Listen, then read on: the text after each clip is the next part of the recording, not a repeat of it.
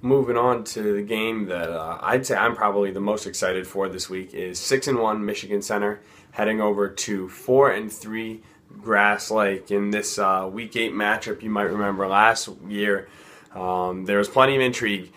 Grass Lake was undefeated, 7-0, and Michigan Center needed to win out in order to make the playoffs. Michigan Center beat Grass Lake to ruin its perfect season on field goals time expired, and now Grass Lake is going to try to ruin Michigan Center's chances at getting the Cascades Conference championship while it needs to win out in order to ensure a playoff spot, much like Michigan Center needed to last season.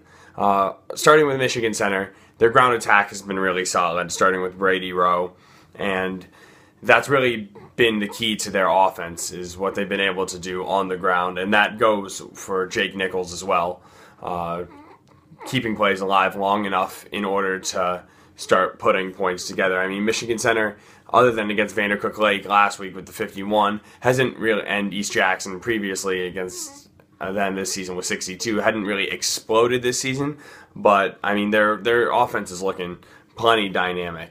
Grass Lake's offense last week bottled up certainly against Addison, just 12 points, but and that's sort of been the thing. When they play good defenses like an Addison or a Napoleon, they score 12 or 8 points respectively. When they play defenses that can get scored on, 55 against East Jackson, 41 against Vandercook Lake, 39 against Hanover Horton. So how will that fare against Michigan Center? My guess is unless these two guys, Sean Hickey and Scott Crutchfield, really, I mean, have big days, I don't think it will be going very well, because Grass Lake has not had a very good running game to speak of this year. I mean, Cody Nickerson has been good. He's probably been their feature back this season. He has a team-high 73 carries for 274 yards and 4 touchdowns, but that's only 3.8 yards a carry, and that's the best on the team. So there's no one that's been able to pick up big chunks reliably like Luke Coppernall could last year.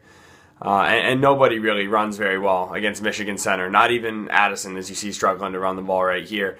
Addison scored it on its first 2 possessions, and then other than a late touchdown when the game was already decided with 15 seconds left, was really bottled up the rest of that game. And Michigan Center has been the only one to stop this Addison offense that's averaging 45 points a game. They even slowed Napoleon down, but Napoleon was up to the task, 17-14, and handed Michigan Center its only loss. So I got this one being a good one. I mean, everyone's going to be fired up who's here, because nobody forgot what happened last year in this game. But I think Michigan Center just has a little bit too much. They can run the ball and pass the ball, whereas Grass Lake, I mean, if they don't have success through the air, then they don't have much success in general. And then defensively, Michigan Center has the best defense in the conference. I knew it was between Michigan Center and Addison, and with Michigan Center getting the better of that matchup, that shows me that I mean, they can stop anybody, they can hang with anybody, and so that's why I have Michigan Center winning for another season in a row, 34-16.